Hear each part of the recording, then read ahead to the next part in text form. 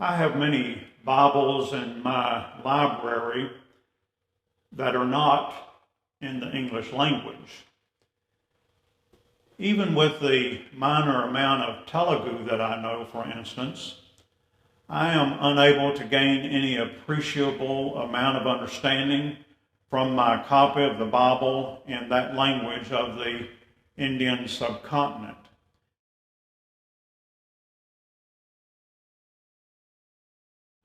And so I rely upon my copy of the Bible in the English language.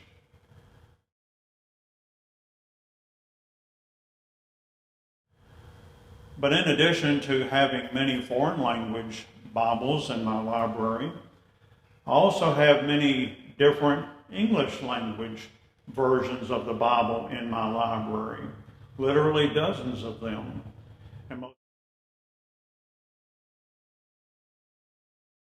And most of the preachers that I know have similar amounts of versions in the English language also in their Bibles. Some of these are very old, some are new, and then, of course, everything in between.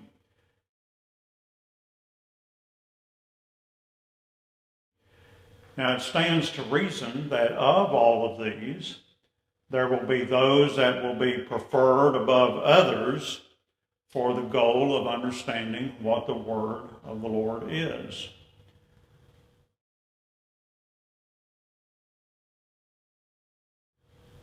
Our purpose in this class is not to turn it into a history of the English language Bible or to judge the reliability of the various extant English language versions.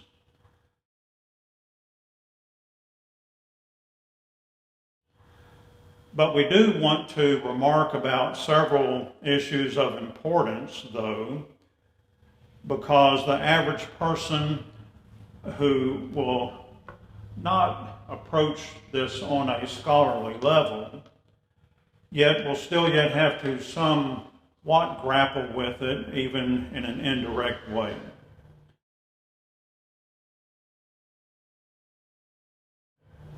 For instance, we know that there are various different manuscripts of the ancient writings that some judge to be better than the others. But really, this is not the problem that some would make it out to be.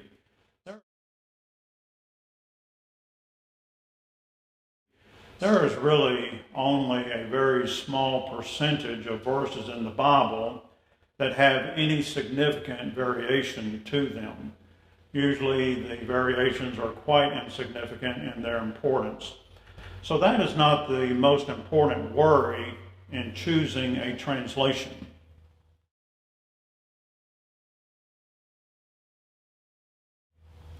A number of years ago, I was called upon to do a scholarly treatise on this subject, and at that time really came to see just how overstated this problem is.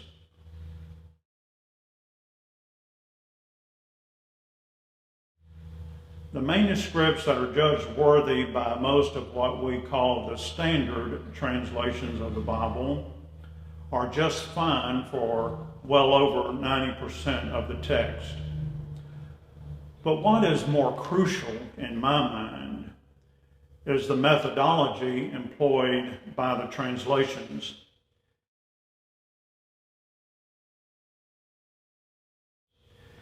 In the past, the respected standard translations were those that followed what we deem to be a strict method of translating.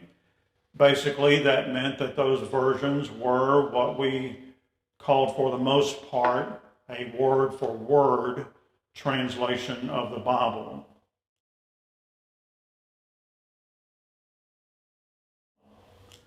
Of course, due to the differences inherent in the different languages, it was necessary to make some adaptations and accommodations.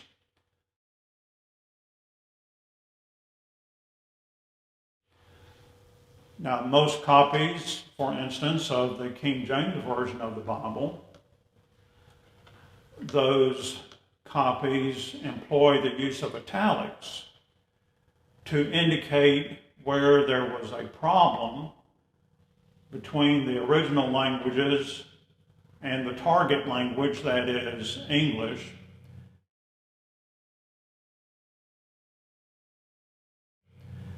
And to make it sensible to English readers, something had to be adjusted or accommodated between the two languages. And therefore, the translators put those differences in italics so that you would be made aware that that's really not the exact word-for-word representation.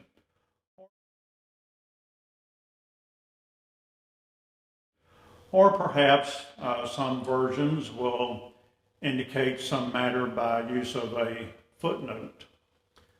Well, this word-for-word method is greatly to be desired for interpretation purists, at least in my mind.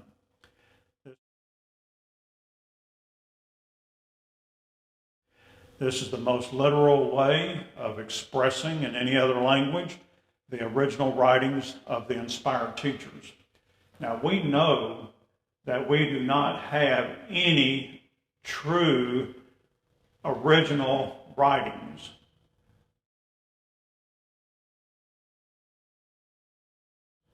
What we have are transcribed copies.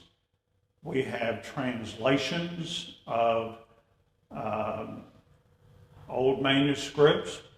We have quotations in ancient sources that refer to the original writings. And so all this gets studied and is used to determine the canon of the Bible.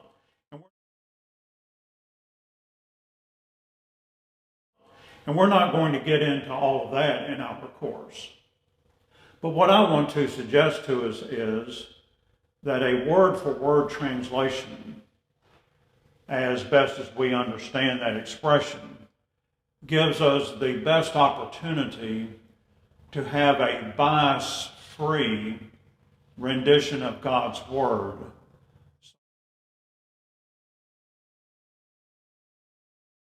So that we can take it upon ourselves to go from that and then using tools of interpretation that might be available to us to then strive to come at a correct understanding of what God intended to tell us through those writings.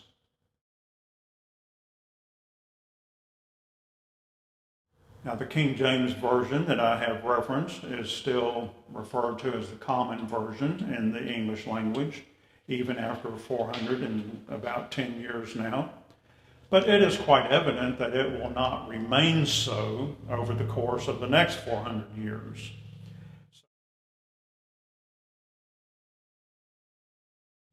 Several problem passages have been identified, but more than that, English is a changing language.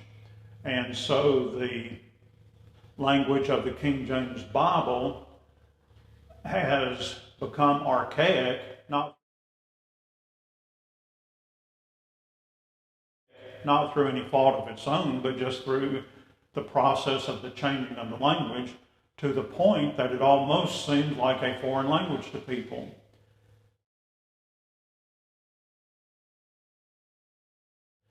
And folks who were, if someone were to pick up a copy of a 1611 King James Version of the Bible today, most English readers would not be able to understand that Bible at all.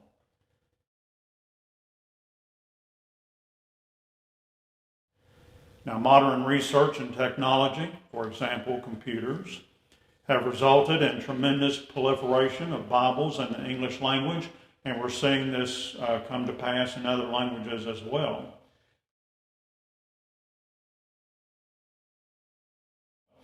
And we do not know if there will yet be some future common version in the English language or some other language of the world, or if we will come to a point of understanding we're just going to be living with many different versions of the Bible.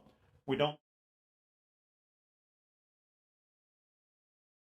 don't know where that is headed yet at this point.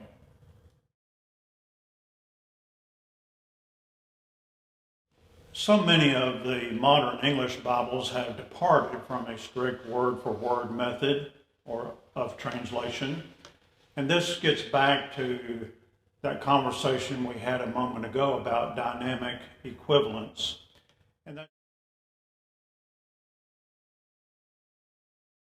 And that's just a high-powered way of saying that the translators often feel that the original writings cannot best be rendered in a word-for-word fashion. And absolutely there is a problem going from one language to another language.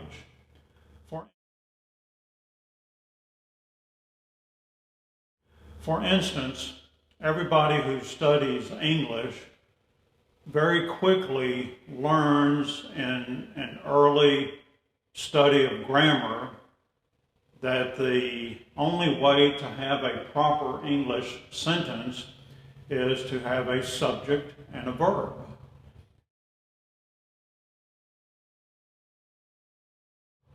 And it can be something very simple, like I go.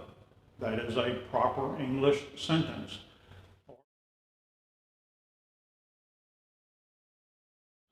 Or a sentence can be very big and have lots of clauses and phrases and gerunds and participles and infinitives and nouns and pronouns and prepositional phrases and things like this.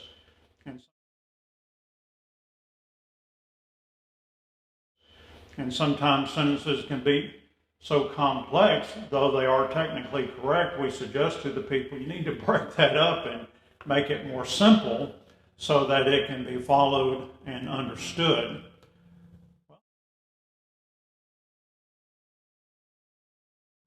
Well, not every language of the world has this principle of a sentence has to have a subject and a verb.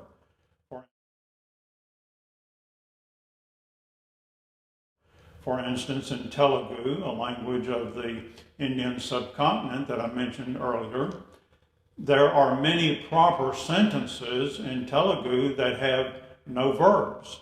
Those are called verbless sentences.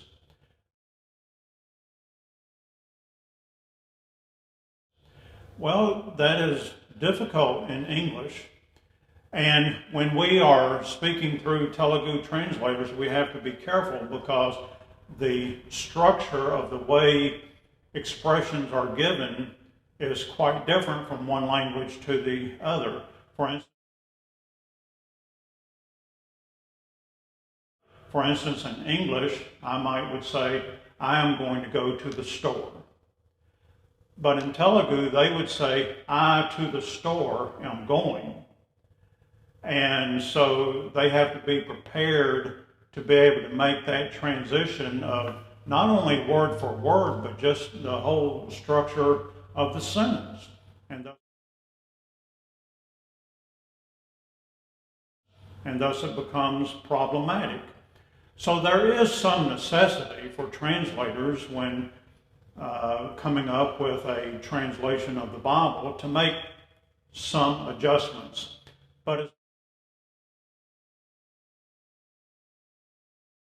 as best as possible, I like to think in terms of those translations that have, for the best part that they were able to do, have used a word-for-word method, and therefore I have the word that God gave.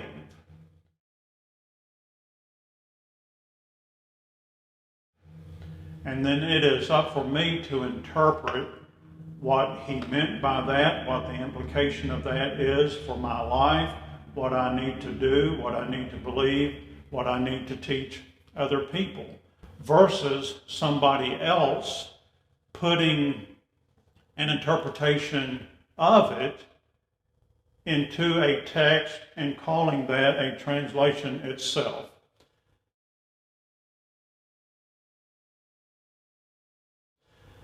An illustration, I think, would be from the New International Version of the Bible, which relies extensively upon this use of dynamic equivalence. In Romans chapter 8, it repeatedly uses the expression sinful nature, rather than the more accepted rendering flesh.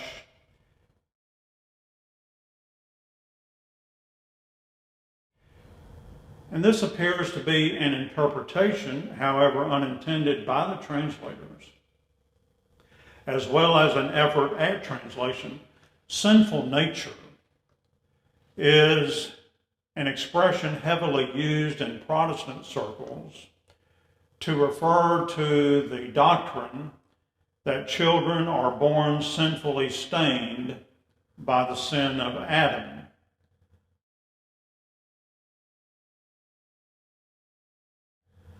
Now, flesh is a more appropriate rendering, and then it is up to the interpreters to make of that what they will, whether a doctrine of sinful nature, which is very erroneous in my view, or something else.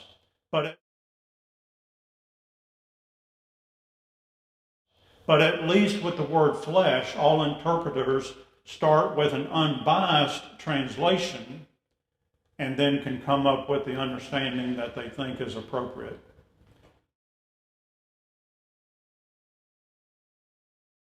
Now, in English, we have what we generally think of as standard translations, which are those that seek this more word-for-word or formal equivalence method, and I prefer those.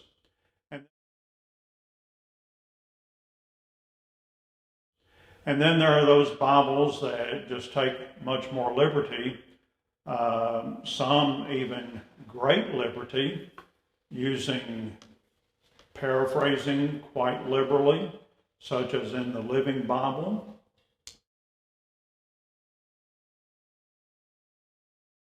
And then other versions of the Bible, like the New World Translation of the Jehovah's Witnesses, which without warrant or justification often injects a lot of creedal bias into the text.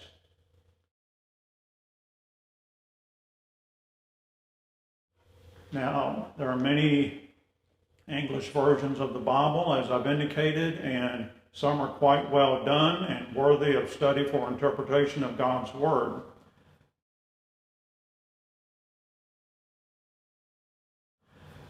But even the best done of those sometimes are relatively unknown by the masses and thus will have little impact on the English-speaking world.